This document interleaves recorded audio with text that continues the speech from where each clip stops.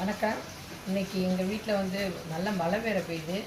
வியாழக்கிழமை சைவமும் இருக்கிறோம், வெஜிடேரியன் சாப்பிட்றதுனாலும் இருக்கிறோம்.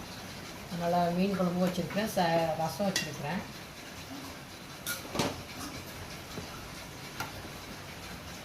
மூளை பொரியல் நான் உங்களுக்கு கொஞ்சமாக வைக்கிறேன். மூளை பொரியல், உருளைக்கிழங்கு வறுவல்,